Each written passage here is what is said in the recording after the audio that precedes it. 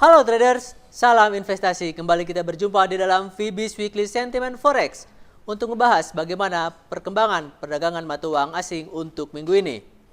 Secara umum, pada perekonomian global terjadi suatu sinyalmen positif yang cukup mengembirakan, di mana pada minggu lalu diumumkan terjadinya suatu peningkatan kinerja pada sektor tenaga kerja di Amerika Serikat.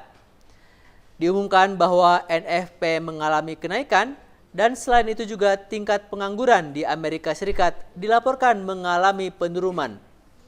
Penurunan ini merupakan suatu hal yang di luar dugaan daripada banyak pihak karena sebelumnya diperkirakan masih akan tetap tinggi. Kendati demikian, laporan adanya penurunan pada tingkat pengangguran ini mendatangkan suatu kontroversi di mana kubu dari Partai Republik menuduh bahwa Presiden Barack Obama melakukan suatu manipulasi data terhadap data pengangguran ini.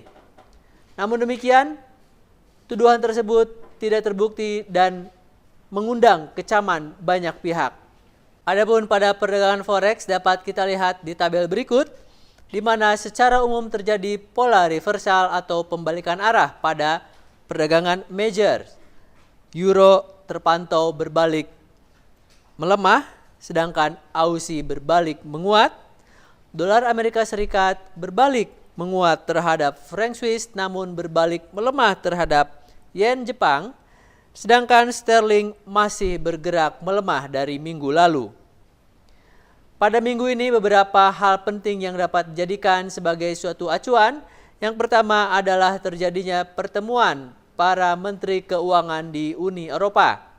Pertemuan ini diselenggarakan sebagai dalam rangka untuk proses penanggulangan krisis utang di kawasan tersebut, di mana beberapa hal yang dibahas adalah mengenai perkembangan di Yunani dan juga di Spanyol.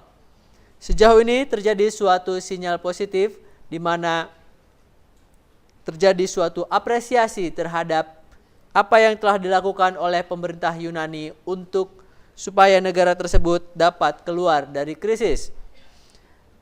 Berikutnya adalah hal yang dapat kita jadikan sebagai acuan, yaitu akan dilaksanakannya pertemuan para pemimpin G7. Pada pertemuan di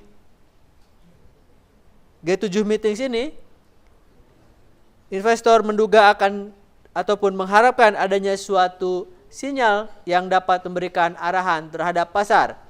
Kendati demikian, sejumlah pihak juga menduga bahwa akan terjadi tarik ulur, terutama tarik ulur yang bersifat politis pada kedua pertemuan tersebut.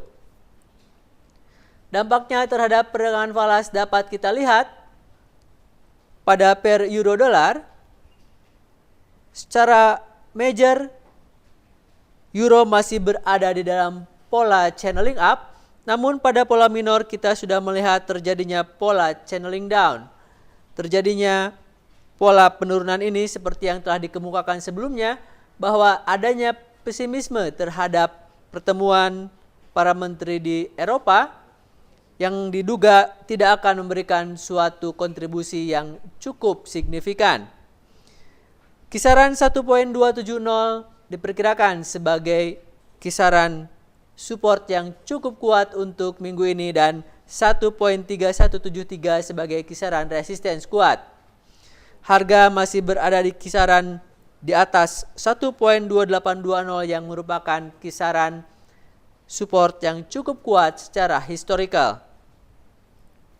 Adapun sentimen kami untuk euro adalah bahwa euro akan bergerak melemah pada minggu ini, kendati dengan magnitude yang tidak terlampau kuat, namun juga tidak terlampau lemah atau dapat kita sebut sebagai suatu magnitude yang moderat. Lalu berikutnya adalah sterling.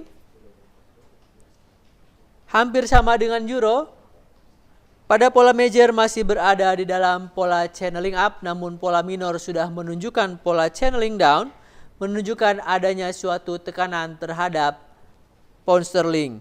Kisaran 1.5866 diperkirakan sebagai suatu kisaran support yang cukup kuat untuk minggu ini, dan 1.6272 sebagai kisaran resistance yang cukup kuat untuk minggu ini. Tekanan terhadap sterling juga diduga akan terjadi, terutama oleh terseretnya dengan perkembangan yang ada di Eropa, dan kami berpendapat sterling berpotensi untuk melemah pada minggu ini dengan suatu derajat yang moderat.